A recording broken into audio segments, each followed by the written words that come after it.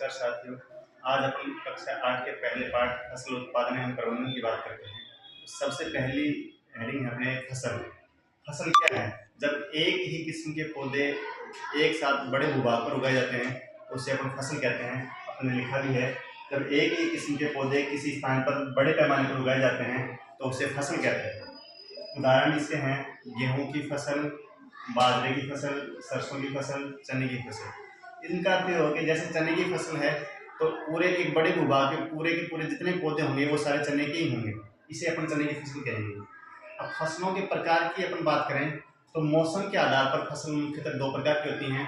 पहला है खरीफ की फसल, दूसरा है रबी की फसल। पहले पॉइंट की अपन बात करते हैं खरीफ की फसल।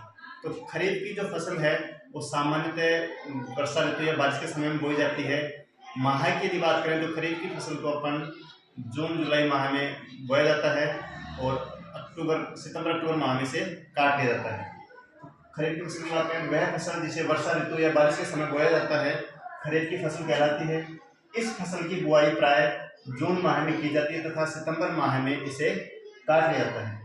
इस फसल को अधिक पानी की आवश्यकता होती है और इन फसलों के उदाहरणों की अपन बात करें तो इसमें है धान, मक्का, मूंगफली, बाजरा, कपास, तिल, ज्वार और सोयाबीन आदि। खरीफ की फसल के बाद में अब अपन बात करते हैं रबी की फसल की। रबी की फसल को सामान्यतः शीत ऋतु में बोया जाता है। महीने की अपन बात करें तो अक्टूबर माह में इसे बोया जाता है और मार्च माह में इसे काट लिया जाता है। अपने लिखा भी है रबी की फसल वह फसल जिसे शीत ऋतु में बोया जाता है रबी की फसल कहलाती है। इस फसल की बुआई प्राय अक्टूबर माह में की जाती है तथा मार्च माह में इसे काट लिया जाता है। रबी की जो फसल है उसे कम तापमान की आवश्यकता होती है।